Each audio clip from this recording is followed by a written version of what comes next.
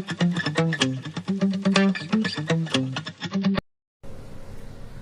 Friends, आज हम सीखेंगे FEA का कोलोकेशन मेथड। तो ये क्वेश्चन दिया है, मैंने ये क्वेश्चन पहले भी यूज किया गैलेर्किन वो सब मेथड में। तो इसमें मैं सिर्फ आपको ओवरव्यू दूंगी, उसका मतलब अच्छे से एक्सप्लेन करूंगी। लेकिन अगर आपको ऐसा चाहिए कि रिटर्न बाय रिटर्न स्टेप्स में चाहिए आंसर्स, तो आप मेरे दूसरे वीडियोस भी रेफर कर सकते हो। तो उसका लिंक मैं आपको डिस्क्रिप्शन बॉक्स में दे दूंगी। आपको अगर आपको कुछ भी डाउट हो तो आप मुझे नीचे कमेंट सेक्शन में जरूर पूछेगा, लेकिन इसमें भी मैंने अच्छे से एक्सप्लेन करने की कोशिश की है। तो हम क्वेश्चन देखते हैं। 3d2y/dx² minus dy/dx plus 8 is equal to 0। Condition दिया हुआ है 0 is less than x, x is less than 1, फिर y at x equal to 0 equal to 1 और at x is equal to 1 y is equal to 2 है। तो ये हमें question दिया गया है। अभी हम आंसर कैसे स्टार्ट करेंगे, हम पहले एज्यूम करेंगे y का एक इक्वेशन एज्यूम करेंगे, c0 plus c1x plus c2x² plus c3x³। इसको हमने क्यूब तक ही क्यों लिया, क्योंकि जो हमारा इसका ऑर्डर है वो 2 है और इसका ऑर्डर 2 है, तो इसका हमेशा +1 यहाँ पे एंडिंग होता है, यानी 2 + 1 3 इसका ऑर्डर यहाँ पे एंडिंग होगा। अगर यहाँ पे 3 होता तो यहाँ पे 4 आता। अभी हम नेक्स्ट स्टार्ट करते हैं। इसको हमने इक्वेशन 1 दिया। अभी हम बाउंड्री कंडीशन यूज करेंगे जो कि यहाँ दिया गया है। तो at x is equal to 0, y equal to 1 दिया गया हमें। तो हम इक्वेशन 1 में सारे इसको सब्स्टिट्यूट कर लेंगे। तो y इक्वल टू 1 डालेंगे यहाँ पे, c0 एज इट इज आएगा, प्लस x की जगह पे 0 आ जाएगा सब जगह। तो 0 इंटू c1 क्या होगा, 0 ही होगा, इसलिए जो हमारा आंसर आएगा वो c0 इक्वल टू 1 आएगा। अभी हम सेकेंड बाउंड्री कंडीशन सब्स्टिट्यूट करेंगे। At x is equal to 1, y equal to 2 है। तो फ्रॉम इक्वेशन 1 y की जगह पे हम y यहाँ है, y की जगह हम 2 डाल रहे हैं। c0 की वैल्यू अभी मिली थी हमें 1, तो हमने 1 यहाँ सब्स्टिट्यूट किया, प्लस c1 इंटू x की वैल्यू अभी क्या है 1 है, तो 1 डालेंगे, प्लस c2 इंटू x²। तो c2 इंटू x की वैल्यू 1 है, उसका square, plus c3 into x³ है। तो x की वैल्यू 1 है, तो 1 का क्यूब करेंगे हम यहाँ पे। तो अभी ये 1 अगर हम इस साइड भेजेंगे तो 2 - 1 कितना बचेगा, 1 is equal to c1 into 1 c1 आएगा, प्लस 1 स्क्वायर 1 ही होगा, तो c2 आएगा प्लस c3 आएगा। अगर हम इसको c1 को अगर हम लेना चाहेंगे तो 1 - c2 - c3 होगा। अभी हमें क्या कर, तो हमें c1 की वैल्यू क्या मिलेगी, 1 - c2 - c3। ये हम क्यों कर रहे हैं, क्योंकि हम सिर्फ 2 अननोन्स रखना चाहते हैं अपने इक्वेशन में, इसलिए। तो अभी c1 की वैल्यू भी हम इक्वेशन 1 में सब्स्टिट्यूट कर लेंगे। तो क्या मिलेगा, y इज इक्वल टू, यहाँ c0 था, c0 की वैल्यू 1 है, तो हम 1 डालेंगे यहाँ पे, प्लस c1 की वैल्यू अभी हमें मिली है 1 - c2 - c3। तो वो हम यहाँ पे लिखेंगे 1 - c2 - c3 into x, plus अभी इक्वेशन में क्या दिया है, c2x² और c3x³। तो ये हम एज इट इज लिख लेंगे यहाँ पे, ताकि सारा अननोन c2 और c3 के टर्म्स में हो। तो अभी हम क्या करेंगे, इसको x को अंदर मल्टीप्लाई करेंगे। तो 1 इंटू एक्स क्या होगा, x, minus c2 into x क्या होगा, c2x, minus c3 into x, plus c2x² plus c3x³। अभी हम क्या करेंगे, जो c2 के टर्म्स है वो हम एक साथ लिख लेंगे, यानी कि उसको हम c2 कॉमन निकाल लेंगे उसमें से। तो c2 कॉमन निकाल, 1 plus x as it is आएगा, प्लस हमने c2 कॉमन ले लिया। अच्छा, तो इसमें से अभी c2 और c3 कॉमन लेंगे हम। तो 1 प्लस x को एज इट इज लिखेंगे, क्योंकि इसमें c2 और c3 का कोई टर्म नहीं है। अभी c2 कॉमन लेंगे यहाँ से, तो c2 हमने पहले लिख लिया प्लस साइन से। अभी आप देखेंगे तो c2 यहाँ पर है और यहाँ पर भी है, तो फिर ये x² पहले लिखेंगे, माइनस, यहाँ पे माइनस का साइन है इसलिए यहाँ माइनस आएगा, और x लिखेंगे यहाँ पे। अभी प्लस c3, यहाँ पे c3 कॉमन ले रहे हैं, तो c3 का ये 2 टर्म है। अभी x³ लिखेंगे पहले, फिर माइनस x लिखेंगे, वो ब्रैकेट क्लोज। अभी क्वेश्चन में dy/dx मेंशन किया गया है, इसलिए हम पहले dy/dx लेंगे। अभी क्वेश्चन में d²y/dx² है और dy/dx है, इसलिए हमें दोनों फाइंड करना होगा। इसलिए अभी हम y को डिफरेंशिएट कर लेते हैं dy/dx से। तो 1 कांस्टेंट है, तो उसका डिफरेंशिएशन क्या होगा, 0 होगा। x का डिफरेंशिएशन 1 होता है, प्लस c2 इंटू x² का क्या होगा, 2x होगा, माइनस x का डिफरेंशिएशन 1 होगा, प्लस c3 इंटू x³ का डिफरेंशिएशन क्या होगा, 3x² होगा, माइनस x का 1 होगा। अभी ये कैसे आया, एक फॉर्मूला है डिफरेंशिएशन का, derivative of m⁻n is equal to n into m raise to n minus 1। अभी अगर मैंने यहाँ पे एक्स क्यूब लिया तो एक्स क्यूब का डिफ्रेंसिएशन क्या होगा, m को किससे कंपेयर करेंगे, x से, और n को 3 से। तो फॉर्मूला के हिसाब से n के जगह पे हम यहाँ 3 लिखेंगे इंटू m क्या है, x है, ऊपर n माइनस 1 यानी कि 3 माइनस 1 जो कि है 2, इसलिए यहाँ पे 3x स्क्वायर आ गया उसका डिफ्रेंसिएशन। अभी उसी तरह हम d square Y upon D x square calculate कर लेते हैं। 1 का डिफ्रेंसिएशन कांस्टेंट है इसलिए 0 होगा। अभी C2 को एज इट इज लिख लेंगे 2 इंटू एक्स, एक्स का डिफ्रेंसिएशन क्या होता है 1, और 2 इंटू 1 क्या होगा 2, 1 कांस्टेंट है तो उसका डिफ्रेंसिएशन 0 हो जाएगा, plus C3 into 3x square का डिफ्रेंसिएशन क्या होगा 6x। ये कैसे आया, यहाँ पे देखिए 3x स्क्वायर है तो हम m को किससे कंपेयर करेंगे, यहाँ पे 3x से, और n क्या है 2, तो यहाँ पे n के जगह पे रेज टू वाला टर्म आता है जो कि 2 है, कांस्टेंट एज इट इज आएगा। तो 3 इंटू 2 इंटू एक्स, ऊपर n माइनस 1 है तो 2 माइनस 1 यानी 1 आता है, इज इक्वल टू 3 2 ज़ा 6, तो 6x आएगा। अभी ये हो गया हमारा। अभी हम देख लेते हैं रेसिड्यू। अभी एक बार क्वेश्चन देख लेंगे हम। तो यहाँ पे 3d square Y upon D x square है minus D Y by D X plus 8 is equal to 0 है।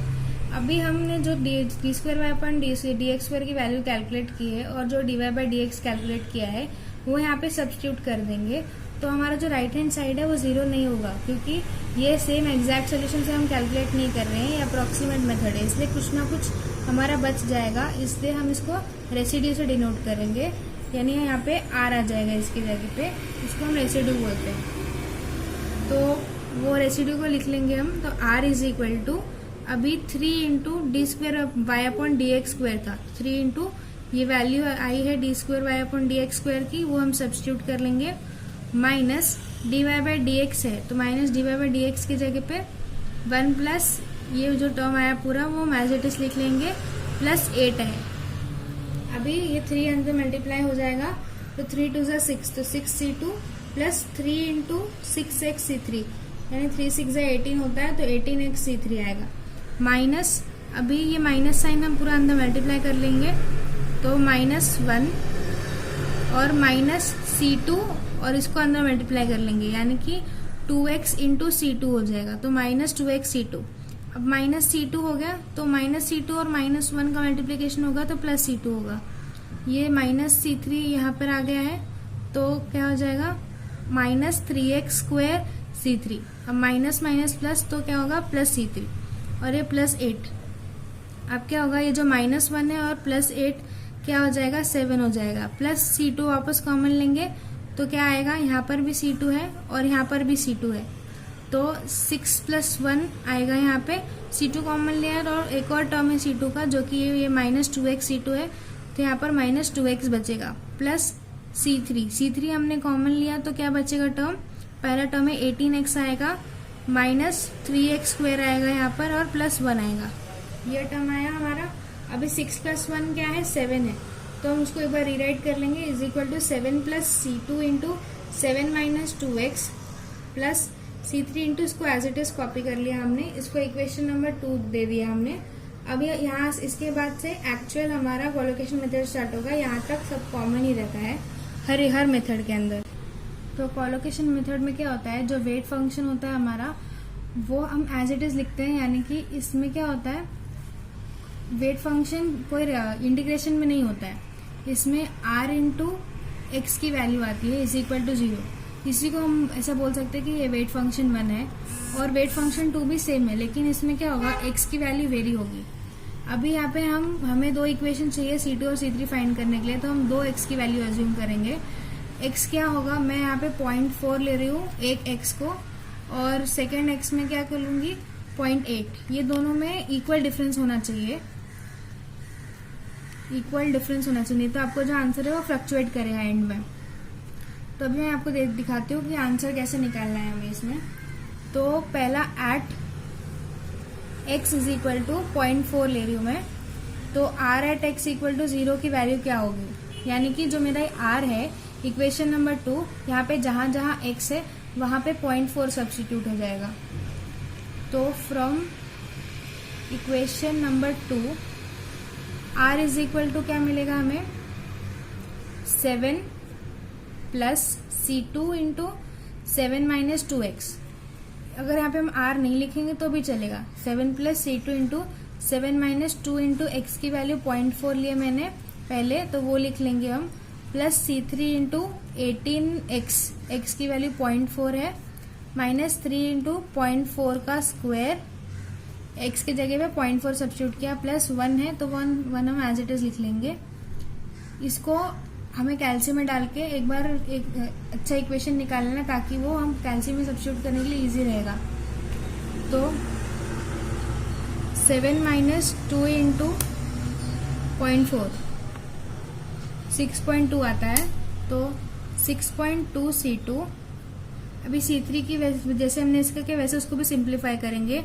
18 इंटू 0.4 माइनस 3 इंटू 0.4 का स्क्वायर प्लस 1, इसका वैल्यू होता है 7.72, तो हम यहाँ पे लिख लेंगे प्लस 7.72 C3। लेकिन अभी जो 7 है इसको हम राइट हैंड साइड में डाल देंगे -7 करके, तो ये इक्वेशन नंबर 3 कंसिडर कर लीजिए। अभी क्या करेंगे, at x is equal to 0.8, ये सेकेंड इक्वेशन ऑब्टेन करने के लिए है। r at x is equal to 0 हम अज्यूम कर रहे हैं यहाँ पर, तो यहाँ पर हम इक्वल टू 0 लिख लेंगे। ये अज्यूम कर लिया हमने। वापस फ्रॉम इक्वेशन नंबर 2 जो कि रेसिड्यू का इक्वेशन है, तो r के इक्वेशन में हम x की जगह पे 0.8 डालेंगे, यानी कि यहाँ पे x की जगह पे जहाँ जहाँ x है वहाँ पे 0.8 आ जाएगा।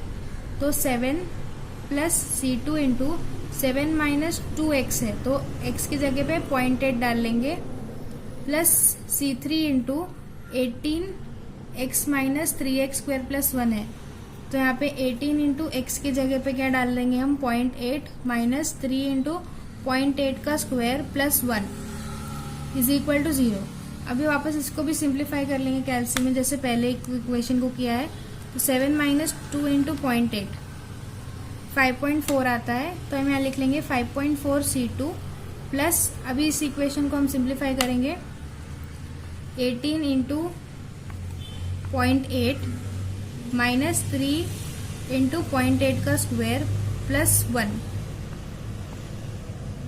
हमें मिल रहा है 13.48।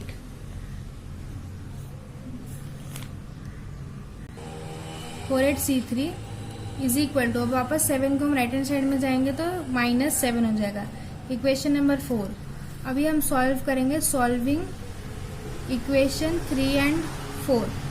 तो ये दोनों को हम कैल्शियम में डाल के सॉल्व करेंगे। मोड प्रेस करके 5 प्रेस करेंगे तो इक्वेशन आएगा, उसमें से फर्स्ट सिलेक्ट करेंगे ताकि 2 अननोन्स है हमारे पास, इसलिए तो पहले डालेंगे 6.2, फिर C3 की वैल्यू 7.72 और इसकी वैल्यू राइट हैंड साइड की वैल्यू -7। वैसे ही हम यहाँ पे डालेंगे 5.4 C2 की वैल्यू है, फिर 13.48 C3 की वैल्यू है, और राइट हैंड साइड में फिर से -7। तो हमें आंसर मिल गया है, तो हम लिख लेते हैं C2 इज इक्वल टू -0.962 और C3 की वैल्यू है -0.1336। अभी हमें ये दोनों वैल्यू मिली है। अभी जो इक्वेशन था हमारा y का हमने मिला था इक्वेशन नंबर 1, वो ये इक्वेशन नंबर 1 है, इसका हमने सिंप्लीफाइड फॉर्म लिखा हुआ था यहाँ पे, तो इसमें हम सारे वैल्यूज अभी सब्स्टिट्यूट कर लेंगे। इसका सिंप्लीफाइड फॉर्म यहाँ पे आप देख सकते हैं, 1 plus x plus C2 x square minus x. तो यहाँ पे हम सारे वैल्यू सब्स्टिट्यूट कर लेंगे। मैं एक बार फिर से इक्वेशन लिख देती हूँ ताकि आपको कन्फ्यूजन ना हो। 1 plus x plus C2 into x square minus x plus C3 into x cube minus x. अभी यहाँ पे क्या करूँगी मैं, put x is equal to 0.3 डालूंगी मैं, ताकि हमें एक y की वैल्यू मिल सके, और इसमें सारे C2 और C3 का कोएफिशिएंट की वैल्यू भी डालूंगी ताकि हम बाकी आंसर से कंपेयर कर सके इसको। 1 प्लस 0.3 प्लस C2 की वैल्यू क्या है -0.962, और फिर यहाँ पे x2 क्या है 0.3 का स्क्वायर माइनस x की जगह पे 0.3 डालेंगे, प्लस C3 की वैल्यू क्या है -0.1336 और x क्यूब की जगह पे 0.3 का क्यूब माइनस 0.3। तो इनको हम कैल्शियम में डाल के आंसर निकाल। तो हमने कैलकुलेट कर लिया है, तो हमारा आंसर आ रहा है 1.538 ये हमारे y की वैल्यू आ गई है। मैंने सेम ही क्वेश्चन मैंने पेट्रोकेमिकल में सारे वीक फॉर्म मेथड से सॉल्व किया है, तो अगर आपको आंसर कंपेयर करना हो तो आप मेरे दूसरे वीडियो में देख सकते हैं, और आपको जो भी डाउट हो आप मुझे कमेंट सेक्शन में पूछ सकते हैं।